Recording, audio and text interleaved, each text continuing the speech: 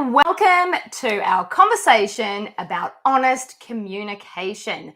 I'm Fiona McLeod and introducing you to my special guest, Marianne. Marianne is a trainer and a speaker in emotional social intelligence. So she is the perfect person to talk to us about honest communication.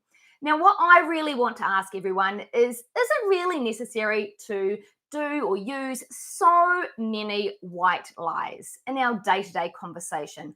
I bet that every one of you, including us, actually does a little white lie almost every day, even if it's to ourselves. Honestly, there you go. We need to get serious about honest communication, and we're going to share our unique perspective on what we feel honest communication is. Then we're going to also work through the benefits of honest communication. But fear not, we will also share with you tips on how to do this to improve your life, your relationships, your business, your connection with your clients, whoever, because obviously communication is the foundation of pretty much everything that we experience in our life. Then we're going to actually go into some nitty-gritty regarding when is it honest communication versus downright rude? I mean, hello, we know brutally honest is sometimes not necessary. Or is it? We will find out. What else are we going to talk about, Marianne? Maybe the downside of honest communication. But first of all, I'm going to let Marianne start with her example of what she feels, or her description of what is your take on honest communication. Thanks, Fiona. It's so lovely to be here with you today. Gosh, for me, honest communication involves quite a number of different skills. So really, it's about stating your view on something in a way that doesn't deflect from the other person's mana or their own sense of self-worth. So it's about clear communication in a way that still is kind, sort of bringing in a little bit of Brene Brown's work and framing in that one there too. So it involves being able to express the facts from your point of view without bringing in the emotive parts of it, and then be able to communicate quite clearly how those have actually impacted you and then what you need going forward. So it's a number of different things. It's complex, and that's right. And just before Marianne arrived, I thought, what would I say to this? Because in all honesty, I'll be honest with you, we haven't planned this discussion because we want a more organic approach. Both Marianne and I work in completely different ways of using emotional intelligence, and this is part of the foundation of really developing that emotional awareness within yourself. So I thought it's really about being vulnerable but not victim. And then I thought it's about being truthful, yet not cruel. You know, that's because we never said honest but not cruel, but we're talking about how can honest communication be beneficial, not how it can ruin your life. And the truth is, communication is one of the top 3 reasons that relationships end and that businesses don't succeed. So that's where I was sort of starting off with that. So let's begin with the benefits. Like, let's talk about why you like to use it in your personal life, in your business, and why you train others in ways that make it easy for them to be more communicative. I think it's absolutely vital to learn the skills of honest communication. Why is it important in my line of work? I think because in the business world, so many things can happen and people can feel upset about certain things, but not feel as though they can actually communicate how that is for them. And that causes tension in the work environment, and it also then erodes the culture of the organization, where we don't have the psychological safety to be able to actually have those conversations when we need to. That's so true, honestly. These are crucial conversations. I actually call it essential dialogue in the work I do. And these are often needed in times where maybe you even need to ask a boss for a raise or communicate with a co-worker who's being inappropriate to you, maybe on a harassment front, or maybe someone's not pulling their weight at work, or maybe you don't feel seen and heard. And many people just zip it and don't express how they really feel. That's the vulnerable part, because they feel that Well, there's lots of reasons. What stops people from being honest? Well, that's really the question. What stops people from being honest? In my experience, it's a number of things. So it can be high empathy and relational skills. So the person isn't wanting to make a fuss or not wanting to hurt someone else. And also it can actually be, I haven't got the tools or the strategy or the process and how to have these conversations. So I don't really know how to phrase it in a way that comes across the right way. And then also you don't have someone as a sounding board in terms of, this is what I want to say. How does that come across? Obviously, just choosing one person as your sounding board, or else we start to do what I call enlisting, where we share the problem with someone else, and then someone else, and rumor has someone else. Absolutely. And on that note, I would also put, a lot of times people don't feel confident or have that self value and are not feeling their true worth, and therefore they think that because perhaps their boss or somebody in a higher rank to them is actually worth more, or something crazy like this, where the truth is we're all magnificently worthy. We're just doing a different role in this world. And I think, first of all, one of the keys to developing the skill to use honest communication effectively and easily, like effortlessly, is to start with that core confidence. In fact, that leads me to say my answer to where to begin would actually be with the self. How do we talk to ourselves? Are we being honest with ourselves?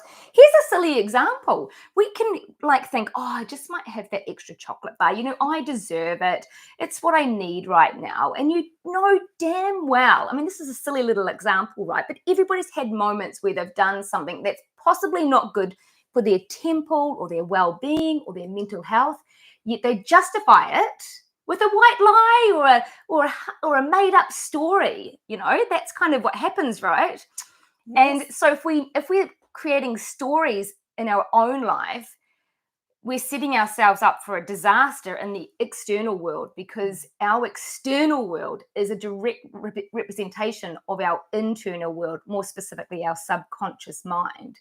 So I thought you'd be quite onto that, actually, into that kind of concept. Absolutely. It always starts from within. Any awareness, it starts from our own self-awareness to be able to then be able to communicate what it is that we're needing. I'm really interested in when you talk about the white lies, because I think it really, and I love the way you talk about us being honest around our own white lies that we tell ourselves for various reasons. And I think it links with this idea of trust. And it's, can I trust myself and how I'm honoring myself? Can I trust myself and how I'm communicating? And can others actually trust me in the level of communication that they're getting from me? So number of white lies can actually erode trust. So yes, relationship with yourself is no different to a relationship with someone else. If you think about the white lies that you might say in a relationship, over time, there's just this energy that is created. It's this underlying feeling. When you get that instinct and perhaps that your partner is not being truthful, and therefore you, over time, develop resentment or a mistrust. So we're opening a can of worms here. So I'd like to go back and say, so really it's about learning self-trust, but I would say that comes from knowing thyself. Yes. It all comes back to that. We can't communicate honestly if we don't know ourselves, because we don't know why we need or want to communicate whatever it is we have to say. So, does that make sense? It makes so much sense. And it's sometimes really hard, because when we need to try and unpack what it is that we're grappling with, that can be quite a few layers down and millions of layers. To be honest, the work I do is actually helping people to know themselves, and that is shedding the layers that stop them from being authentically themselves. Now, this leads us, authentic, that word just popped into me, and I feel that we're being honest to people when we say our opinion about what we think. And I don't believe that is actually honest communication. To me, that is communicating through your unhealed wounds.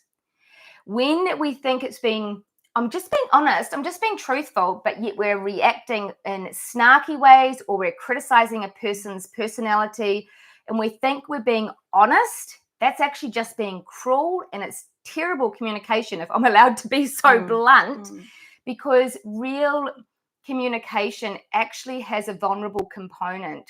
And I didn't mention, but I want to share 4, let's say, tips or keys to speaking honestly, but as an empowered person rather than a victim. And this is something that I use a lot with my clients. It was one of the first foundations I laid down for my format. And these are the clues how you can speak honestly, even if you haven't done all the personal growth yet. This could be helpful, right? Absolutely. So I'm going to share these 4 tips in just a moment. And while I do that, I'm going to invite you to maybe conjure up some tips to share after that. Mine's a really, really quick one, okay? Because ultimately what I suggest is, in order to be deeply honest, we need to eliminate a few things that we so easily throw out there. Now, these things are, number 1, blame. Throw that out the back door. Because if we can write a text or an email, or even communicate verbally, any level of communication it is, without blame, you immediately are taking self-responsibility, which gives you the power. It's not actually powerful to blame someone else. You, in fact, give them permission to rule over your life. Now, number 2 is judgment. Kind of similar, but not quite the same. So rather than writing a letter to your ex-boyfriend with all the things you didn't like about them, it's better to say how you feel, not about what you want to label them on the external front. Now, the 3rd thing is criticism. Very similar again, yet slightly different. Just consider these things without criticism. And the 4th one is without comparison. Now, many of us know that comparison is the thief of joy. So not only do you communicate honestly, you also eliminate aspects that can make you less joyful. And so blame, criticism, judgment, and comparison. If you can communicate like that in any tricky situation, you will find that your words, your text, your voice will be full of heart and realness, because you just cannot not sound caring when you eliminate those. Now, I challenge you to look into some of the messages you may have sent recently at anyone that was bothering you, and see how often you've accidentally used one of those 4, because we do it all the time. And it's just our perspective, and everybody has a story. So if we come in with compassion first, oh my God, I've got another list now, compassion. I'm going to stop right there. I'm going to hand this over to Marianne, because she's got even more tips probably than I do. But that's my favorite one. I call it my empowering communication technique. And I actually normally share that in my paid courses actually, but this one is for free today, guys. Thanks for watching, and thanks for coming. Give us a thumbs up if you're there watching today. We'd like to know who's in the audience. If you are live with us, can you pop 5 purple hearts in the chat, or say hello, or wherever you're from, because we'd love to know who's connecting in with us today. Back to you. Absolutely 4 great tips from Fiona, and absolutely I think they're hugely powerful to keep in your pocket as you are thinking about the communication with people. I link also into the idea that we need to separate the emotions from the facts. And sometimes that's so hard, especially when we're embroiled in the whole element of the upset, and then trying to separate emotion and fact can be quite difficult. So sometimes that takes a step. We need to take a step back to be able to communicate and look at things objectively. Say, well, what actually are the facts? What happened? What actually did happen versus what did I feel about it? What do I think happened? And all of those sorts of things. So taking into account Fiona's 4 tips, bringing in the facts to ensure that you also are keeping it really clear and factual in terms of this happened. And I like to use nonviolent communication methodologies with a bit of a Marianne twist. Sounds kind of serious. Yeah, it does. But I love their techniques because they talk about state the facts of what occurred, then state your feelings. So what is it? How did it make you feel when this occurred? And then what you can say is your values. So I value honesty, or I value, I love this. Communication, or I value, I value touch. I value whatever it is. Connection, absolutely. And so then with a Marianne twist on it, I call making a sense-making question, or creating a sense-making question. So we then ask the other person, how was it for you? Help me understand your perspective. Help me understand. I love that. I love that, because that is immediately building trust and rapport with something. I care about you. Share, let's do this together. It's so first of all, it's the facts, then it's the feelings, then it's the values that have been compromised, or the values that you really respect in them. So it could be, I really value my relationship with you, and I want us to be able to communicate better. Help me understand how this went wrong. So it's that type of heartfelt communication where we're building instant rapport with someone, and they know that we care about them. We're not creating a void between them and us. We're trying to create a connection where it's been severed. Look, this is such amazing advice, and I really love, we all do different things in different ways, but the one thing that I do that helps me to practice honest communication, and this is after years of teaching communication, I still do this. If I have a tricky situation that I need to sort out, I will literally write down notes. Like I get it out on paper first. I also, here's a really important thing. What is the outcome you're trying to achieve? Be clear on the intention before you even bother to communicate. Can't believe we didn't talk about that sooner. Because if you're just communicating for the sake of pointing out someone's faults, there is no reason to do it. We really need to have the outcome, which is why when you're saying I value honesty, or I value you, or I value our connection, then there's a reason to, I want our friendship to stay together. I want our relationship to blossom. I want our work environment to be more dynamic, whatever it is. So have that clear intention. Why do I need to be honest? Let's be fair. You don't need to tell somebody walking down the street that their dress is too tight. But if your girlfriend or boyfriend or whoever you want is taking you dress shopping for a special event, maybe being honest here is a good thing. Now, once again, a simple little example. It's not all about big business deals.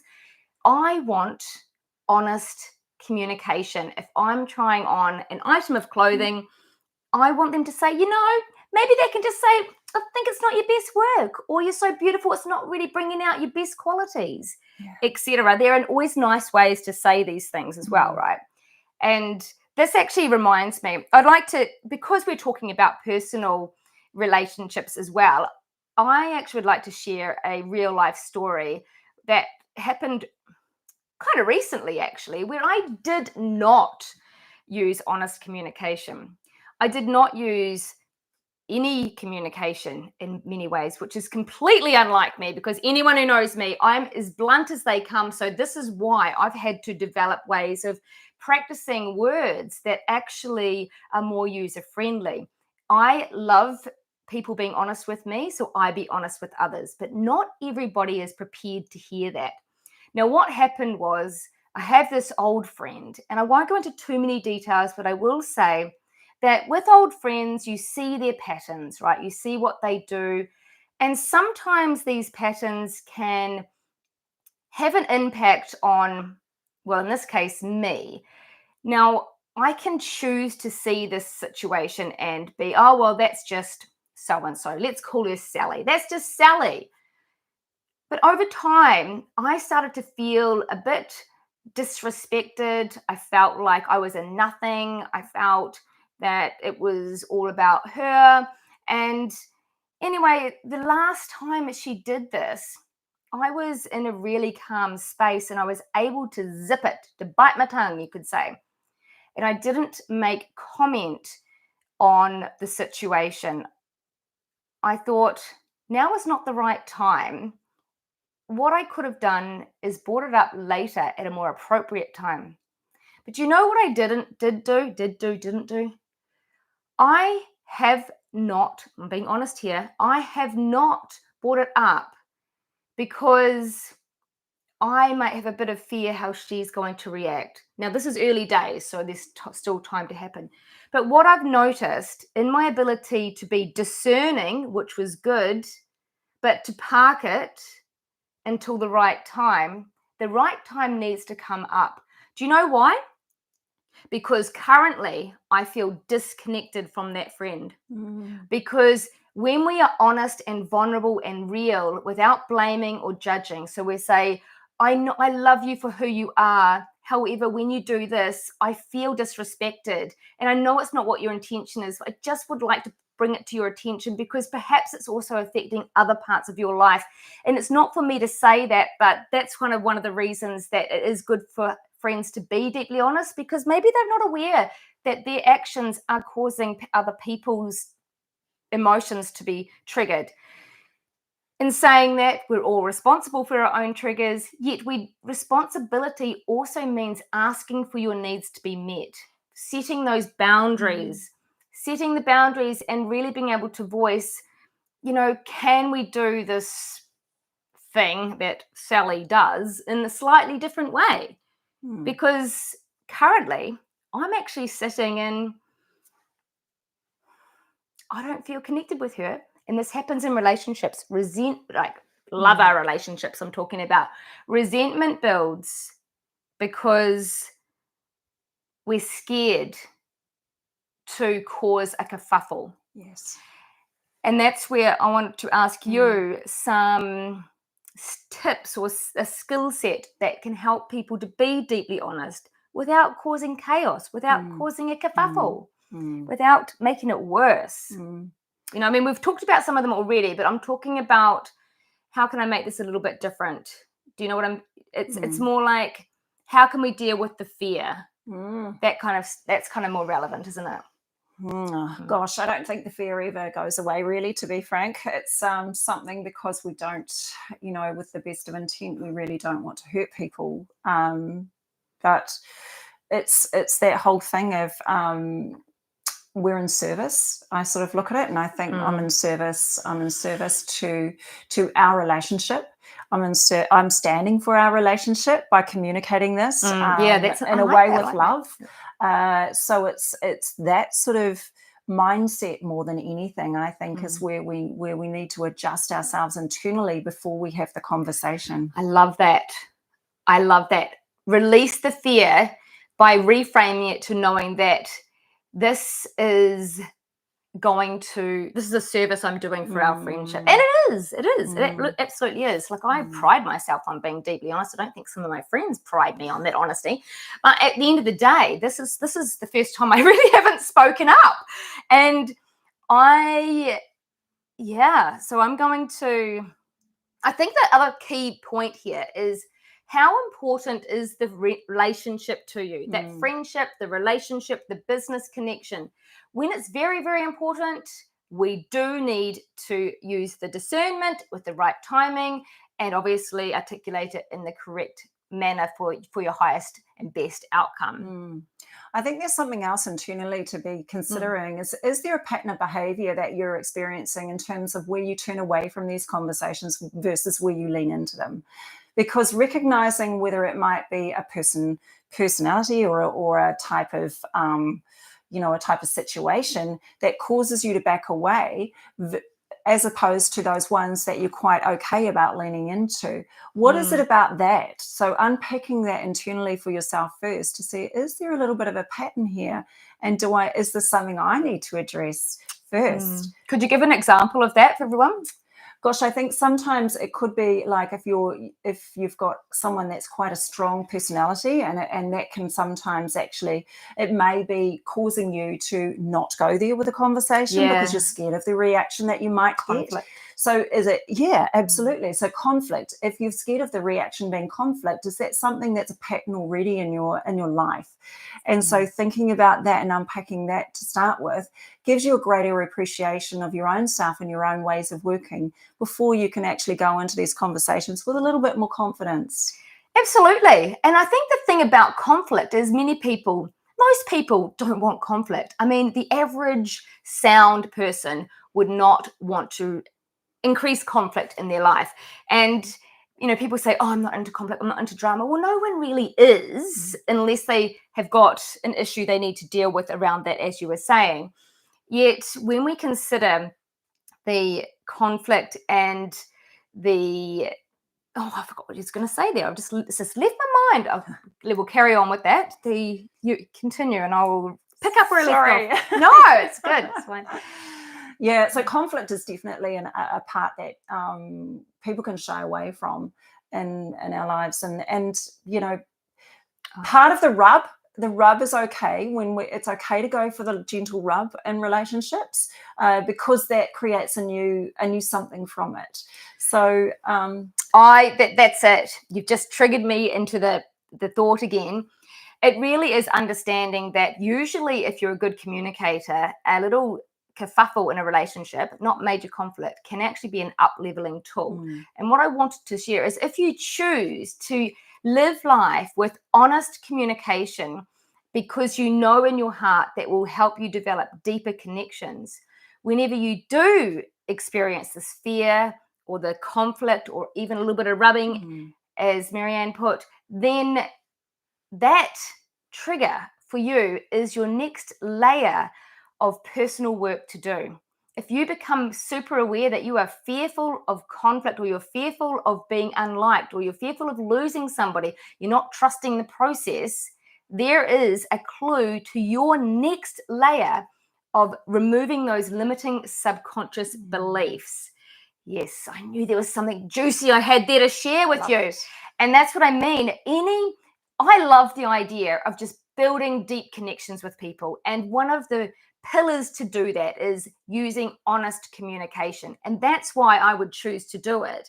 And to do that, we need to know ourselves more. And by recognizing these triggers, when we want to say something, but we cannot, then you go, hello, Fiona, or hello, myself, whoever you are. What is this little message that my body has given me within this trigger? There's always a message in the mess. And that little moment is telling you something in your deep, dark shadow mind, which is your subconscious mind, that can be looked into. I mean, this is if you're wanting to grow and evolve and be your best self. But hey, if you don't want to do that, don't bother. That's how I see it. I mean, do you have, let's just talk about the reverse of that then. What would happen if you choose to never or not often be honest with you into these white lies that we started talking about, that I diverted us off again? It certainly erodes trust. And it erodes relational trust because we know that when we put a white lie on top of white lie, it becomes a big lie, and then it's hard to cover up. Yeah. So that's about living authentically, living in your own authentic skin, and ensuring that your words are your world. It's a phrase that I use, and it's around the fact that whatever comes out of my mouth is what I am happy to, as my brand, basically, as my personal brand. So my words are my world, and how I communicate, and yes, there are times when I muck up, and that's okay, but that's about being human and apologizing. You know what, that didn't come out the best way, and I'm so sorry for that.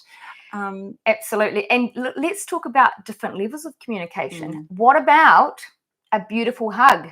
You can give a hug, or fake hug, an awkward hug, like an ear kiss hug, or you can give a hug, like honest physical touch. How much meaning is behind your touch of any form? It was just a sideline thought. Well, it's sort of not a sideline thought. It's really quite interesting, because I'd like to link into that, because cool. I think that one part of communication is are nonverbal communication, Mm. because there is a phrase that I use in my work, and it's around the fact that we are always communicating. So always, but yeah. always Got that. communicating. So our nonverbal communication is another line of communication. And if there is an incongruency between our nonverbal and our verbal, when we're trying to have honest communication, then people will smell it a mile off. You know, Totally. they'll know that there is that incongruency. So, hey, I might be saying these words of, oh my gosh, it's so good to see you, when I give you this ear hug or ear kiss, or this very light we made up that. It's just not matching. And so it's like, okay. I absolutely had this precise example happen to me the other day. I was having coffee with someone and we were talking about something pretty important, and they sat there and leaned back like this and they were saying, yeah, no, I understand. And I was just like, awkward. I really didn't feel it was in the difference between, oh yeah, no, I really understand. It was funny, and I was like, oh, okay, this is unique. So that was just one little experience of describing an example of how, yeah, honesty, you're going to show your true colors anyway. Your body doesn't lie. Your body actually speaks your subconscious mind. As I always say, you know, you look happy when you're happy, you look sad when you're sad. So if you're pissed off, you know, someone will say, what's wrong? What's wrong? Mm-hmm. Oh, absolutely. And there's the classic one, nothing. I never say nothing. I'm like, ask me. No, I just don't. I speak before they ask the question. Anyway, I mean, you got to laugh, don't you? Because it's a juggle. I just always am amping on about being our best selves. And this is just one of the pillars, as I mentioned. And I wanted to share that with you. Do you guys have any questions in the chat that we could answer today? We'd love to give some real life, real time advice or opportunities or suggestions. Can I just add a layer in there, Please. because I think there's something that we need to be mindful of when we're speaking honestly with people, and that is to check our assumptions. So you know, it's so easy, and there's a we can climb this ladder of assumption, and it's like, oh, you know, something happens or someone walks in the room and they don't say hello to you, and you think, oh, that's a bit strange, and they usually would. But then you make this assumption, oh, well, they're in a huff, or they're in a huff with me. Oh gosh, and then I'm climbing up, and oh, I'm escalating this to, oh gosh, they don't like me. Oh, well, I don't like them. So we get up this whole ladder of assumptions. And then, so part of that and our honest communication is about checking those assumptions. How far up that ladder are we? How quickly we can climb that in the matter of seconds? Absolutely. I call this storytelling. What stories are you telling yourself, and what stories are you making up, and what stories have you believed your whole life about, if someone does this, that means that? And yeah, always knowing that everybody is trekking along their own journey. They have their own history, their own human issues that they're here to unravel and use as a point of expansion. And when we remember that, we can be more kind and compassionate and not make assumptions and have less expectation. Or if you want something different, to use honest communication. Boom. It's so neat. I had a linking with what you just said, Fiona. I had a leader that I work alongside, and she said, Marianne, I'm always mindful of the backpack, the invisible backpack that people carry with them. And it's so true. We've each got our own invisible backpack, and whatever rocks or whatever, you know, flowers or rocks or whatever we put in it is part of our own journey. And so, you know, seeking with compassion to understand someone from the outset, and then you know, having a conversation is probably the better angle to start with. Yes. And I have a phrase I get my clients to ask themselves when they're in situations that are uncomfortable, or any situation in life. And the phrase is, what would love do? Or what would someone who loved themselves do? And this actually is not as simple for many people as it sounds, because sometimes love and self-love is not just about embracing and accepting bad behavior, of course. It's about accepting the way it is, yet setting a boundary, for example. And when we lead with love, then we usually have no blame, judgment, criticism, or comparison. So it's one and the same. And that way you feel better. I mean, you know how good you feel when you're nice to somebody compared to some ruckus you've made. You know, it doesn't feel good to make another person feel terrible. And if it does, then I don't imagine that you're watching this video right now. Because people that are in a dark space sometimes get a bit stuck there. And we understand that. But ultimately, if we can help others to see the light and come up a bit, or if we can choose to understand from a place of you don't know what's gone on behind the scenes, then automatically it's easier to just be genuine without your baggage. So speaking without well, you called it a backpack. It's exactly the same. Emotional baggage. You know, we all have this history that we gather these stories and we think the next guy is going to treat us like the last guy or something to that description. And when we just give everything a fresh slate, give it the benefit of the doubt, see the brightness in people, then you'll find it, because everybody does have that brightness.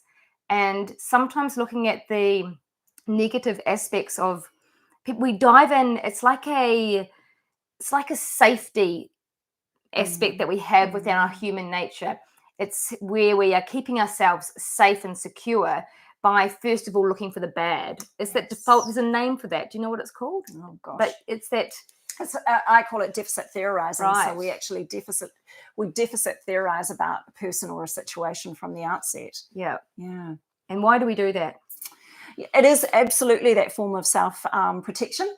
If we go back to that whole cave person sort of scenario, it's that fright, fight, flee, freeze scenario. And so often, and there can be triggers that cause us to go into that fight situation where we just want to put the barrier up before we even start. So, and even though this is slightly off honest communication, obviously there's a lot of depth to actually being able to use honest communication effectively and effortlessly. I like to also remind people that that trigger we get in the survival mode that we were referring to can be a conditioned fear or intuition. Now, finding the difference between the two is the tricky part. And that, once again, is helping you to get to know yourself. What's the difference between a fear that you genuinely think the bad thing's going to happen because you've got this programming in your subconscious mind that's most likely based on your past, based on your conditioning, your programming. Whereas if we actually move in life with a willingness to be our best self, then we clear the layers that block that clear flow of conscious energy, so you can be more intuitive. So you can be still with yourself in a situation and decide, is now the best time to have this conversation? Did they really mean bad by that, or are they having a bad day? Absolutely. These kind of questions we can ask ourselves. There's so many different layers underneath it, isn't it? And a lot of what we're talking around, it starts with that turning the mirror into yourself or onto yourself first before you go ahead and have these conversations. This is such a good point. I'm so pleased you mentioned this because it's one of my favorite. It's basically mirroring. When we really only see the actions in others when we in fact are doing that same action ourselves. That may not be like the perfect match. I'd like to give you a simple example. It's not a sort of simple but quite dramatic one. You will often notice that, say this, I wonder if this is the best example. Say a narcissist and an empath, they often end up together, right? Because that's just the nature of the yin and yang, supposedly. But while we are judging the other one for doing something wrong and putting them down as this happens, obviously the empath's going to complain about the treatment of the narcissist. The narcissist is going to point the finger at the empath. Both of these individuals are coming from a lack of self-love. So there's always a mirror. If you think one of your friends is always talking all about themselves and you always notice it and it annoys you a little bit, chances are you're doing the same thing. I mean, if you notice they talk a lot about themselves and you don't mind, you think, oh, that's just Fiona, then that's fine. But if it annoys you, If it bothers you, if it triggers you, what is it that bothers you? Is it that you can't speak up yourself? Is it that you can't have a conversation with that person? Or is it that you're not getting seen and heard? Is it that you don't feel understood? And all of that is more information for you to unwrap another layer of yourself to reveal more of your authenticity. Absolutely. We started in the beginning about authenticity, and I said being authentic or being honest is not just having a go at someone and telling them what you really think, but people think that's authentic. I'm just being my authentic self. I'm like, hello, no, you're not. You're being an angry person that's hasn't processed their emotions and hasn't got grounded and thought this through. Absolutely. 100 gazillion% on that one, Fiona, because we need to do the work ourselves first to be able to understand where we're coming from with our communication. It is so not about being just totally straightforward and downright rude. Yeah. That's not what this is about. It's being straightforward with aroha, being straightforward with care and compassion, and also that whole idea of being kind and clear that Brene Brown talks around in some of her work as well. Yeah, and including boundaries. I would add boundaries into that honest communication, because there's a lot of different avenues in which we can use honest communication, and sometimes you are in the place of power in like a hierarchy system, and sometimes you are feeling like the victim or having less power, as sake of example. Both aspects are required to use that same process to get clear on what you want and to use kindness and boundaries, even if you are supposedly on that lower rung. It's about self-respect and self-worth as well. So sometimes honest communication needs to happen to the bullies of the world, or definitely to the bullies. And I don't know.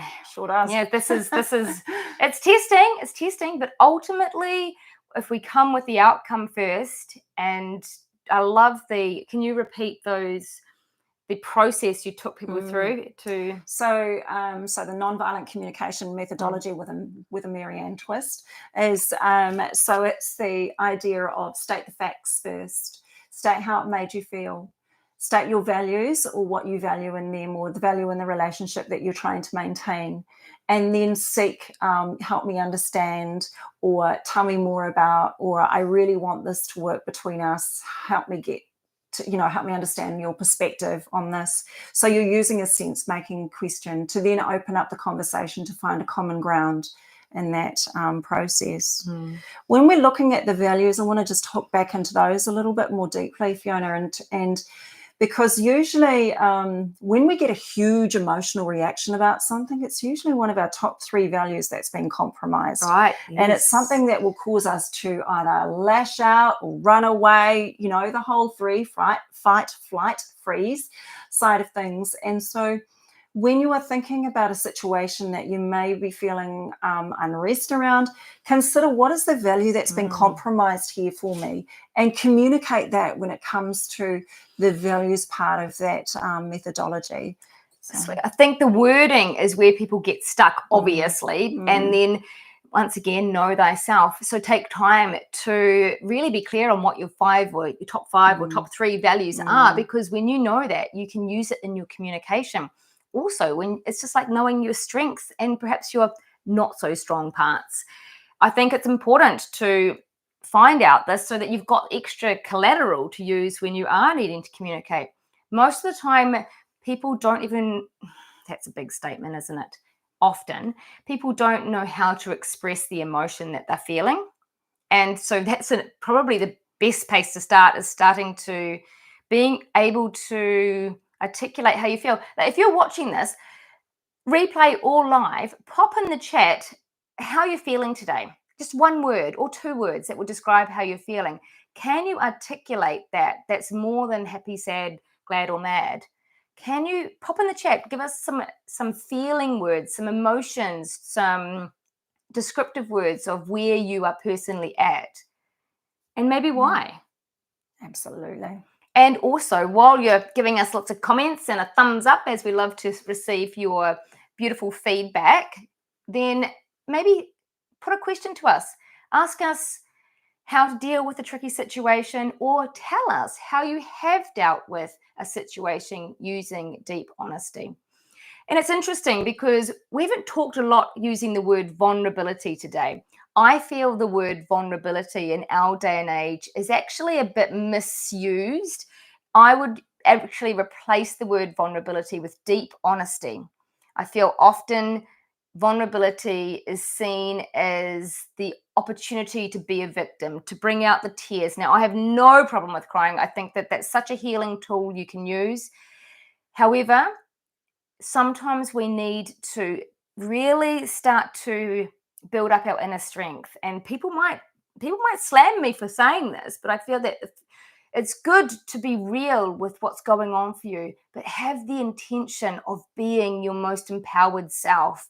And that way your focus point will help to guide the path you take with yourself and with your communication.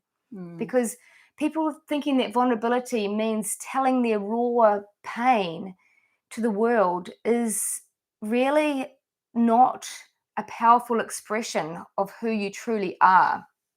Absolutely. I actually agree with you so much, Fiona, on this one. Interestingly, I saw a sign on a workplace overseas once, and it said, "Don't bring your whole self to work, bring the best version of yourself to work." And I thought that spoke volumes, because we all have stuff in our backpack. And so it's about, it's about knowing what stuff in our backpack is okay to bring out and with whom. And being vulnerable, I agree with you, that word has had a little bit of a misplace and a misuse. And at times, this is not about spilling everything everywhere. It's about being discerning. I love your word discerning. So I think it's about discernment in this space and rising up. Absolutely. But also choosing maybe your collection of people, of friends, of trustworthy people who are your confidence, that you can speak to about the most vulnerable aspects that are more painful for you. We don't need to share our story with the world all the time, because it's personal. I mean, I believe in sharing the story with the world, as in, show us your powerful ride, but don't, it's precious, it's sacred, what your trauma, your pain. And once again, I could be slammed for that. I just feel that you cannot be assuming that other people are going to understand where you're at. So we talked about understanding where others are at.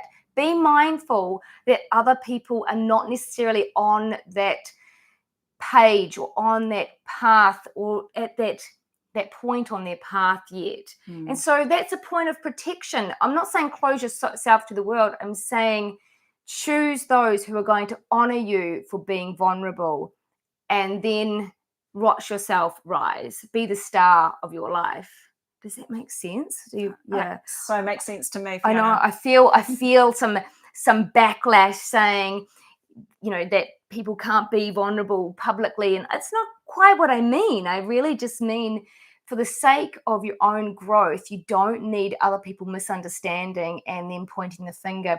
The other thing is, what we focus on is what we create more of. So when we have that powerful, empowered intention to go into the darkness, into the vulnerability, into the pain and the sadness for the benefit of rising, it's very different than wanting to get sympathy or that kind of reaction. I know this is controversial, yet I just say, your trauma is sacred. Your hard stuff is sacred. Find your tribe and then rise.